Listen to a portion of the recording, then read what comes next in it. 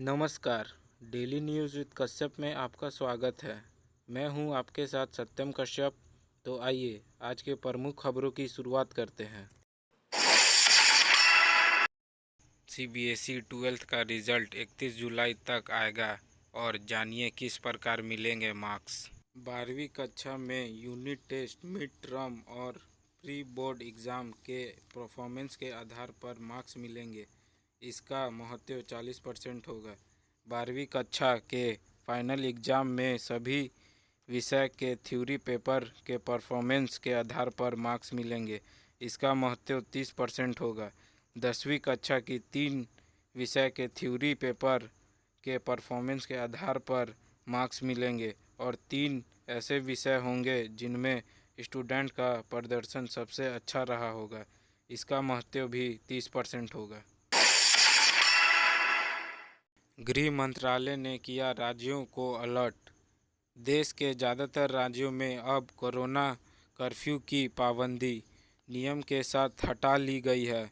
बाजार, shopping mall, restaurant समेत metro और अन्य परिवहनों व्यवस्थाओं के फिर से शुरू करने की अनुमति दी जा चुकी है।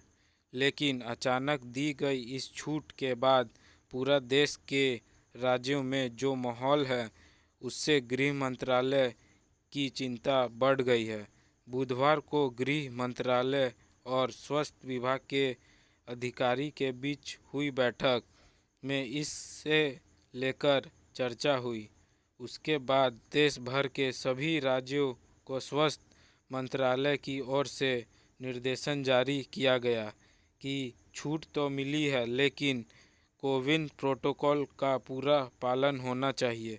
स्वास्थ्य मंत्रालय के अधिकारियों ने भी इस बैठक में बताया अगर हालात लापरवाही भरे रहे तो तीसरी लहर बहुत भयानक हो सकती है। योगी आदित्यनाथ ही होंगे यूपी में सीएम पद के उम्मीदवार। रक्षा मंत्री राजनाथ सिंह ने आज तक के खास बातचीत में चीन, कोरोना, सीमा सुरक्षा समेत तमाम अहम मुद्दों पर बात की। इसके अलावा राजनाथ सिंह ने यूपी चुनाव और सीएम योगी पर भी आज तक के सवाल के जवाब दिए। रक्षा मंत्री ने एक सवाल के जवाब में साफ साफ कहा कि यूपी में योगी आदित्यनाथ ही सीएम पद के उम्मीदवार होंगे।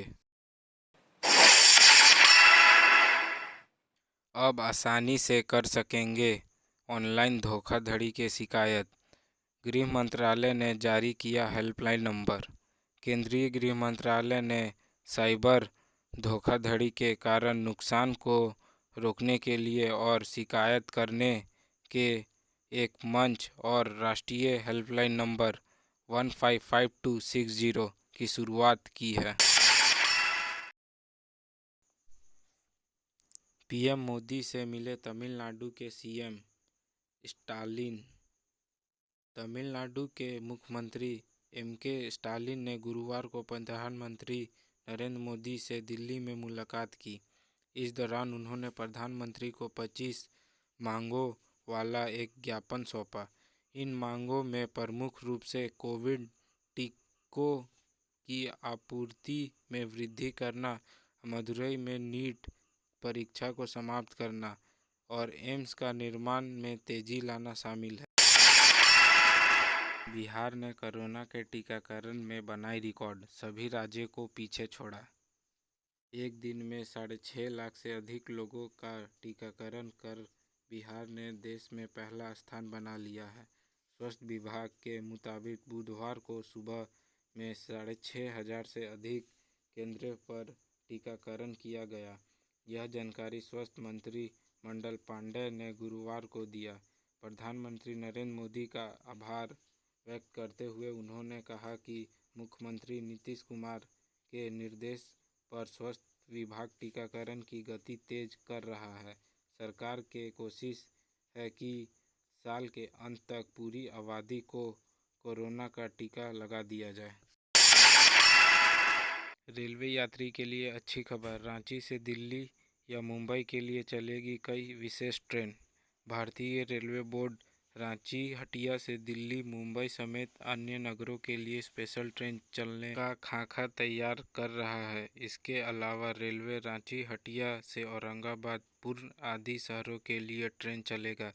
इसके लिए रेलवे ने दक्षिण पूर्व जाने का पत्र भेजा कर फीडबैक मांगा है। माना जा रहा है कि दक्षिण पूर्व जाने से रेल बोर्ड को स्पेशल ट्रेन का प्रस्ताव भेजा जाएगा।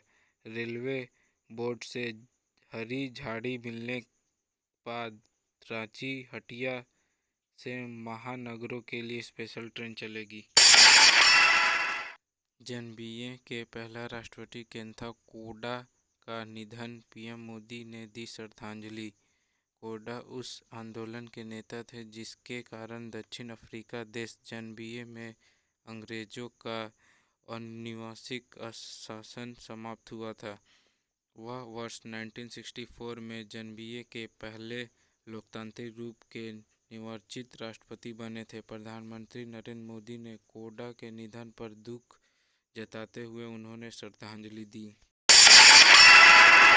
कश्मीर के अग्रिम मोर्चे पर पहुंचे अक्षय कुमार। सेना की हौसला और उनका मनोबल ऊंचा करने में बॉलीवुड अभिनेत्री गुरुवार को अक्षय कुमार उत्तर कश्मीर के गुर्जे में सेना के एक अग्रिम पोस्ट पर पहुंचे।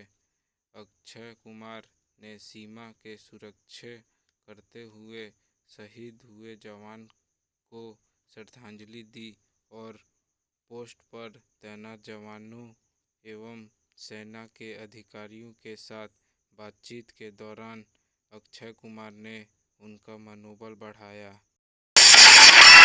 आधी सरकार ट्विटर पर है, पीएम और राष्ट्रपति ट्विटर पर है। मैं ट्विटर पर हूँ।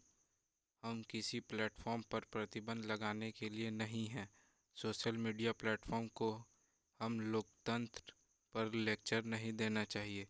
माइक्रोब्लोगिंग प्लेटफॉर्म ट्विटर और केंद्रीय सरकार में चल रहा विवाद के बीच गुरुवार को सूचना प्रौद्योगिकी मंत्री रविशंकर प्रसाद ने सरकार का पक्ष रखा। उन्होंने कहा कि भारत दुनिया का सबसे बड़ा लोकतंत्र है। हमारी सरकार आलोचनाओं की स्वीकार करती है, लेकिन आविष्कार की आज़ादी का नाम पर कानून का उल्लंघन बर्दाश्त नहीं किया जाएगा। रविशंकर ने एएनआई को दिए ट्विटर में कहा, सोशल मीडिया प्लेटफॉर्म को हम लोकतंत्र पर भाषण नहीं देना चाहिए। भाजपा असम में चुनाव जीता है तो पश्चिम बंगाल में चुनाव हारा भी है। यह हमारी लोकतांत्रिक होने का सबसे बड़ा सबूत है।